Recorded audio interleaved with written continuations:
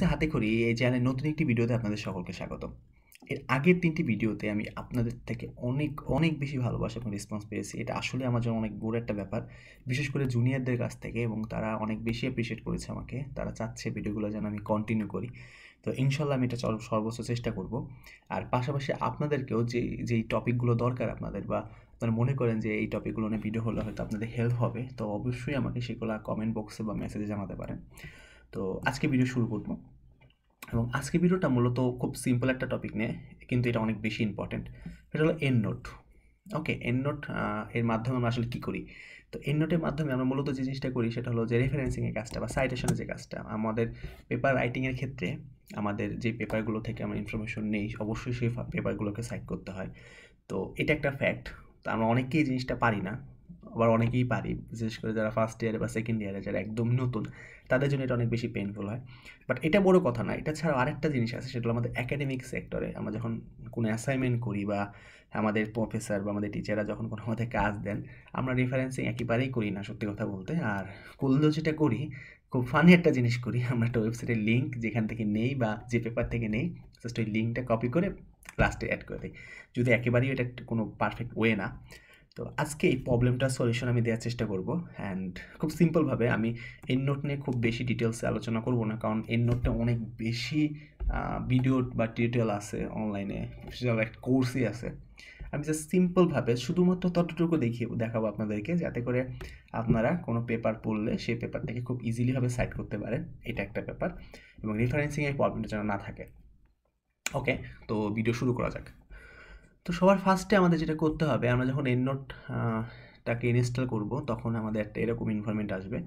তো এই এনভায়রনমেন্টের মধ্যে আমরা এই ফাইলে গিয়ে যখন নিউতে ক্লিক করব, প্রথম যদি না আসে আর কি, তাহলে নিউতে ক্লিক করলে আমার এনভায়রনমেন্টটা বা ড্যাশবোর্ডটা চলে আসবে। তো এটার পরিচিতি না দেই, জাস্ট এখানে আমার সার্চের জন্য কিছু বক্স দেওয়া আছে, টুলস বক্স, যেটা আমরা ফার্স্টে দেখবো আস্তে আস্তে। ফার্স্টে আমার এই গ্রুপে যেয়ে আমি আমার একটা গ্রুপ ক্রিয়েট করে ফেলবো, যেখানে আমার রেফারেন্সগুলো থাকবে। ওকে, তো ক্রিয়েট গ্রুপে ক্লিক করলাম। সাপোজ এটার নাম দিলাম ড্রাগ।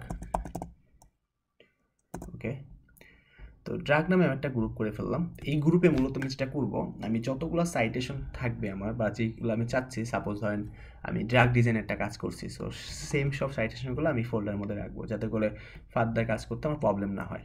ওকে, আমার এটা করে অ্যাড করা হয়ে গেল। এখন প্রবলেম হলো আমার সাইটেশন কীভাবে অ্যাড করবো। অনেকগুলো ওয়ে আছে এখানে, অনেক অনলাইনের মাধ্যমে করা যায়, বাট আমি একদম সিম্পলভাবে দেখাবো আমরা মূলত যেটা করি আর কি। ওকে, তো ফার্স্টে সাপোজ ধরলাম যে আমরা পেপার পড়তেছি। এখন এটা আমার একটা টার্গেট পেপার। সো এই পেপারটা আমার কাছে পিডিএফ ডাউনলোড করা আছে। এখন আমি পিডিএফ থেকে কিছু ইনফরমেশন নিতে চাই। সাপোজ ধরেন এই পেপারটা আমি পড়লাম, পড়ার পরে আমি লিখতেছি। ওকে, তো আমি এটা লিখলাম এই পেপার থেকে, বা এই লাইনটা আমি পেপার থেকে নিয়েছি। এখন যেহেতু আমি এই লাইনটা এই পেপার থেকে নিয়েছি সাপোজ, তো আমাকে এই লাইনটা অবশ্যই পেপারটাকে সাইড করতে হবে। এখন এটা তোমার কাছে ডাউনলোড করা আছে, আমি এটা কীভাবে সাইড করবো, তাই তো? তো ফার্স্টে যেটা করতে হবে, আমাকে জাস্ট এটা টাইটেলটা কপি করলাম, দেন মানে মেনলি আমি গুগল স্কলারই দেখাবো, কারণ আমরা maximum most of the student যারা আছি সবাই গুগল স্কলারই বেশি ইউজ করি, এবং গুগল স্কলারের মাধ্যমে দেখালে হয়তো বেটার হবে। আর অনেকগুলো সাইট আছে যেখান থেকে আমরা সাইটেশনটা ডাউনলোড করতে পারি, বাট আমি জাস্ট গুগল স্কলার দেখাবো। তো এটা আমার টার্গেট পেপারটা চলে আসছে, যেটা আমি অলরেডি পড়ছি, এবং পড়ার পরে আমি এখান থেকে একটা লাইন আমার লেখার জন্য এখানে ইউজ করা শেষ। ওকে, তো আমি যেটা করব, এখানে এই যে সাইট যে ওয়ার্ডটা আছে, এখানে যখন আমি ক্লিক করব, আমি এখানে অনেকগুলো অপশান আসবে। তো নিচে একদম EndNoteর নামটা আছে, তো আমি জাস্ট EndNote যখন ক্লিক করব, দেখি কি হয়। ওকে, তো আমার EndNoteর জন্য আমার সাইটেশনটা অলরেডি ডাউনলোড হয়ে যাবে এখানে, ঠিক আছে? এই যে শো করছে। সো আমি যদি এখান থেকে জাস্ট ক্লিক করি, তাহলে এটা কিন্তু সরাসরি আমার EndNoteর মধ্যে চলে আসবে। এই যে ইম্পোর্টেড রেফারেন্স।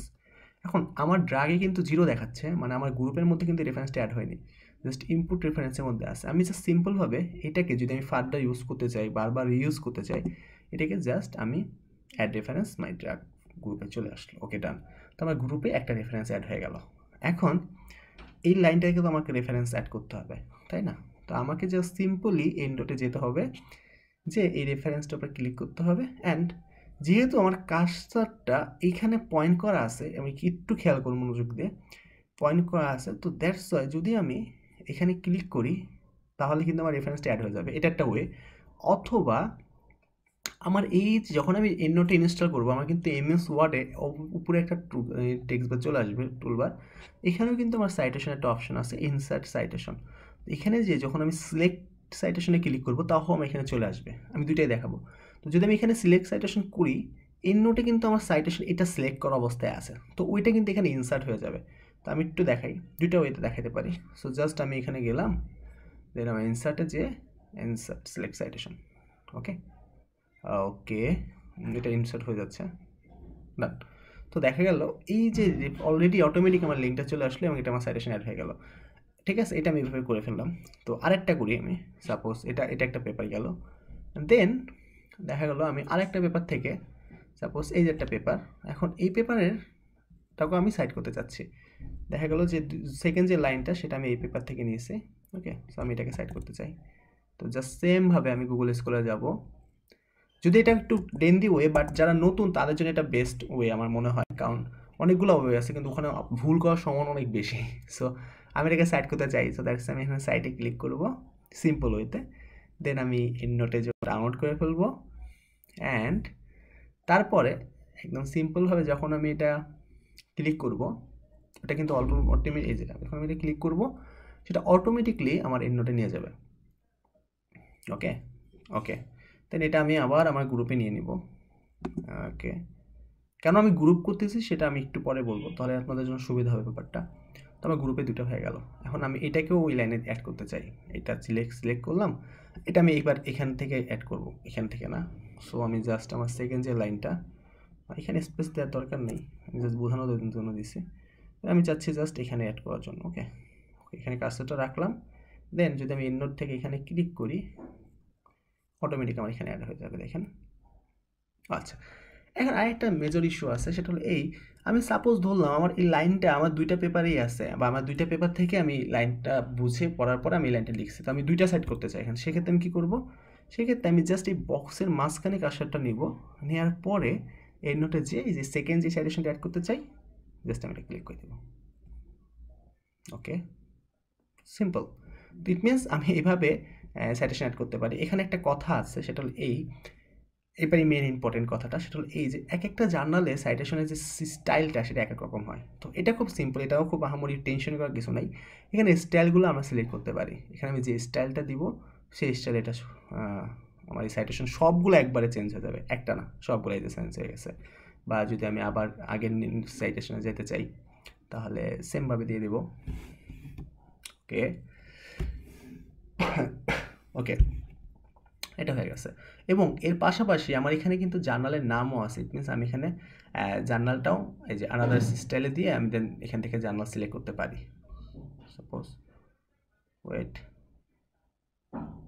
ওই যে এখান থেকে আমি চাইলে জার্নালগুলো সিলেক্ট, যে জার্নালটা আমার টার্গেট বা যে জার্নাল স্টাইলে আমাকে করতে হবে এখান থেকে সেই জার্নালটা সিলেক্ট করে, যেমন ক্যান্সার সেল ছিল, আমি যদি ক্যান্সার সেল সিলেক্ট করে দিই তাহলে এই স্টাইলে আমার ফুল সাইটেশন সবগুলো এক হয়ে যাবে, সিম্পল।